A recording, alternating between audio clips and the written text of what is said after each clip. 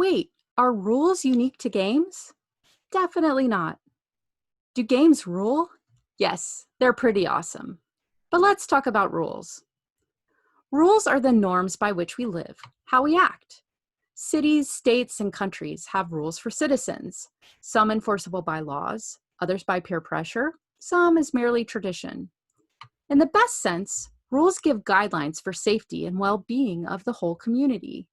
But we've also seen how rules can be used to unfairly treat or exclude certain groups of people by race, ethnicity, gender, sexual orientation, or other things. Beyond civic structures, there are other types of communities which have rules. For instance, a student code of conduct at a university or an employee handbook for a company. These types of documents guide our behavior, determine what is and isn't acceptable or possible within a particular space. Let's start with a grounding definition. Rules are one of a set of explicit or understood regulations or principles governing conduct within a particular activity or sphere. It's important that rules are communicated. Have you ever been in a situation that you didn't know the rules? Maybe the first time you went to a wedding. Did you know you have to stand and face the bride when she walks in? I imagine you figured it out pretty fast. And if you want to break that tradition at your own ceremony, you need to be explicit and fully expect to have some people push back. We sometimes gain our identity from rules. Are you a rule follower or a rule breaker? I'm a rule follower. It's very hard for me to go counter to explicit or implicit rules. I feel like it's going against who I am. But if you're a rule breaker, it's probably also a core part of who you are too. I imagine it's very hard to live with so many rules as a rule breaker. That said, breakers don't break every rule. Followers don't follow every rule. It's more of a continuum, and we need both followers and breakers. Without followers, it would be chaos all of the time. Without breakers, rules would never evolve. So when we think about rules in games, how is it that rules make something fun? Remember how I talked about constraints being an important part of play and creativity when defining play? In games, rules provide the constraints within which we have a playful experience. Rules help create the space of the magic circle. Rules are the formal identity of a game. Change the rules, and you change the game. Rules offer structure for gameplay. Rules can be stated and unstated. Rules are not concerned with aesthetic qualities. The copy of Candyland I played when I was a kid has different illustrations than the one you had, which is probably different than the one we could go buy today, unless they've re-released for nostalgic purposes. Regardless, it's still Candyland. And rules are not determined by representational identity. Hence, you can have branded versions of Monopoly, Game of Thrones, Star Trek, Nintendo, Jurassic World, national parks. You get the idea. But you'll still be playing Monopoly. Rules have a number of different qualities. Rules limit player action. The set of instructions lays out what is and isn't possible. Rules are explicit and unambiguous. They need to be there in order for there to be a commonality. Now, do you usually read the rules word for word? Nah, probably not. Someone who's played the game before likely taught you the rules. And you might be surprised by reading the rules. They're not always what you think. Rules are shared by players, by all players. Remember, this is an essential part of the Magic Circle. Everyone has to buy into the rules. The rules are fixed. They don't change as the game is played. Can you imagine changing rule sets? Oh, nope, that's not the rule anymore. What? Game rules are also binding. They are meant to be followed. In the game, rules have authority. Breaking them ends the game and earns you ire from fellow players. Rules are also repeatable, game to game. Every time I come back to play the game, the rules are the same. and even between sets of players. I can take the game to a new set of friends and the rules are the same.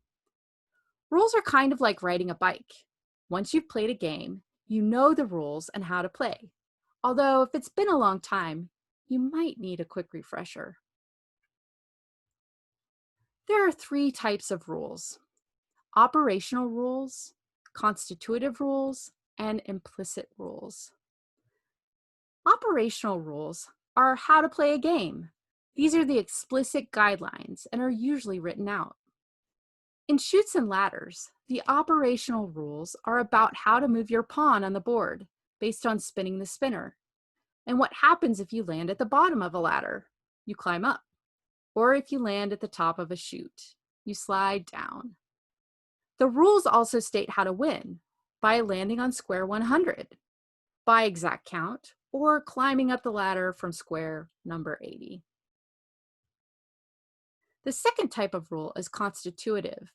These are the underlying formal structures hiding below the surface, the logical and mathematical aspects that make the game work the way it does.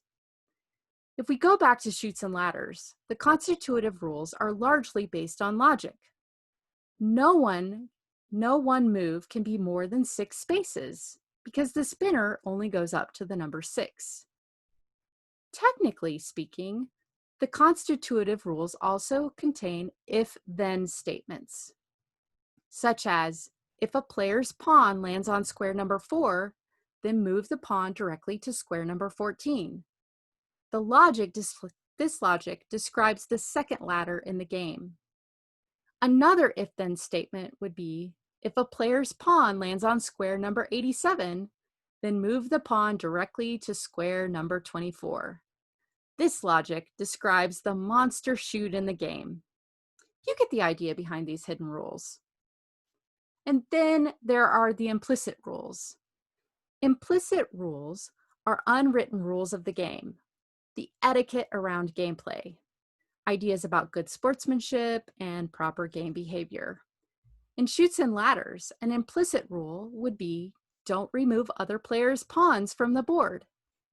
I'm thinking about a younger child who might have a meltdown upon going down the chute, resulting in sweeping angry arms across the board and ruining the game. Another implicit rule would be, you get 1 spin per turn. You can't spin over and over again until you get the number you want. Earlier, I mentioned that rules are the formal identity of the game. Yes, although it's 2 types of rules. The operational and constitutive rules determine the identity of the game. Implicit rules, since they're similar from game to game, aren't included in the identity. If you're looking to create a modification of a game, you'll want to either add, subtract, or edit an operational rule, or change the materials and behaviors in the constitutive rules. Rules create the conditions for the gameplay, which leads to the experience of playing.